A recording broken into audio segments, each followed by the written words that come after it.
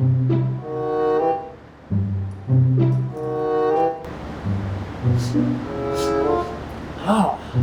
smells like citrus.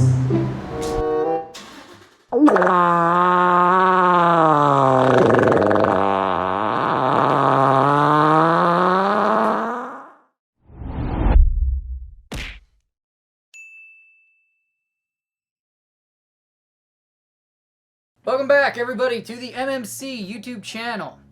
I'm gonna cut to the chase here. I traded in my Mustang for a lemon. Now, is the new car I bought actually a lemon? Well, that's actually yet to find out. But all I can tell you is it has broken on me 3 times already in my month and a half of ownership. Now, with the car breaking and things going on in my personal life, I kind of went on like a hiatus for a couple weeks, but here I am, I'm back now. This is actually my 3rd attempt at trying to make this video. Hopefully it is the last attempt. Now, the story of buying this new car was one heck of a doozy. So my first day when I was driving it home, it popped the check engine light, which should have been a red flag at that time, but it turned out to just be a camshaft position sensor that wasn't communicating properly. $10 at AutoZone, and it was all fixed. Then came the second issue. That one was fun. Within the first 2 weeks of me owning it, I noticed a weird, kind of grinding, ticking sound coming from under the transmission tunnel of my car. And all of a sudden, I heard a weird noise. It sounded like a piece of flying metal just hit the top of my transmission tunnel. For a second, I thought my drive shaft fell off. So I immediately stopped it in the middle of the road, the median of the road. And I wanted to see if it would still shift into gear, and it did. So, I thought no big deal. I managed to get it home. When I got home, I put it up on ramps, and here's what I found. So I was hearing a noise while driving. Yeah, the bolt's not supposed to be out that far. So I know the camera angle in the video didn't show you all of it, but when I stuck my hand to the top of the drive shaft, there were 2 missing bolts. And as you saw in that previous video clip, the 3rd one was about to walk out. And if that one happened, then that 4th bolt would have just sheared off, and it would have taken out my entire undercarriage. So thank God I caught it. I put it on a flatbed, and I got it fixed. It was like 40, 50 bucks. No big deal. So I'm thinking, hey, the car seems to be running fine. The engine is good. The transmission is fine. The clutch is a little more to be desired. But aside from that, it's running fine. Then one day, randomly, I have trouble starting up. Start the motor, cranks, no start. Turn it off, crank, and then it starts right up. So I'm not thinking a big deal of it, So that day after I filled up, I would have to say my car stalled on me maybe 2-3 times. And thank God I was able to get it home in one piece. And right as I was turning off to get onto my street, what do you know? It stalled again. But thank God I was able to start it up, and I dropped it off at my house.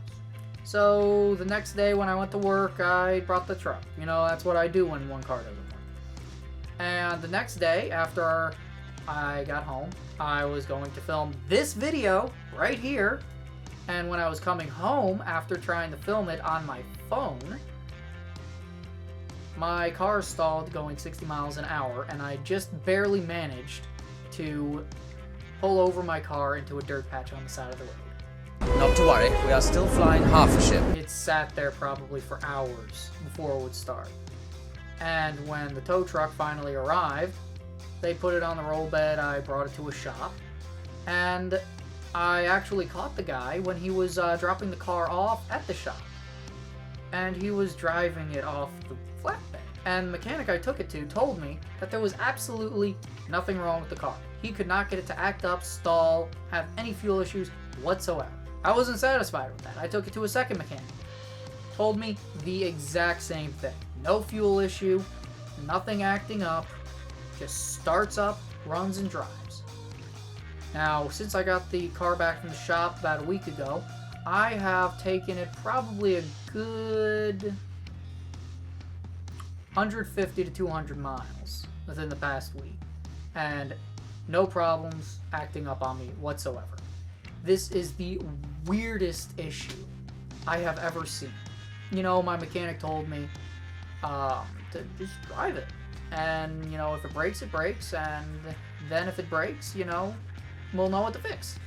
Now, aside from that horror story of weird phantom fuel, electric, God only knows what issues, drive bolt, check engine lights, and everything else, other than that, the car seems to actually be in pretty good condition.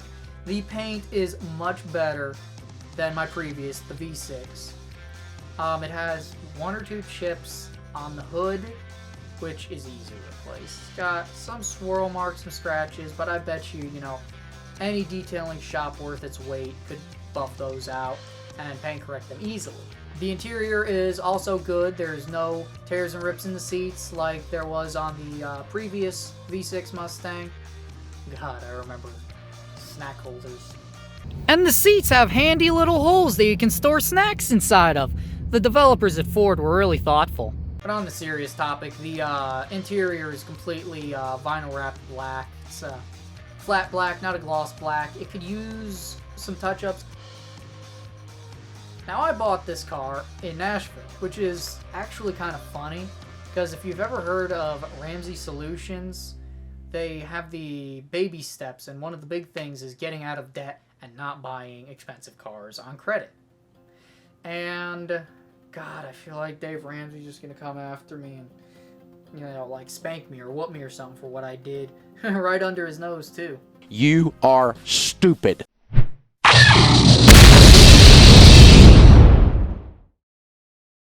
But anyways, obviously, more content to come. I am officially off of hiatus. I've been pumping out content on my Instagram channel, and I've also been working on other things for the YouTube channel. So, more content coming soon. And also, my next video I plan on doing is a V6 Mustang review. So if you want to know whether or not to buy a V6 Mustang, keep an eye out for the next video on the channel. Anyways, thank you for watching. This is the MMC YouTube channel. My name is Mikey, and I'm out. If you want to see more content, click on one of these videos if you dare.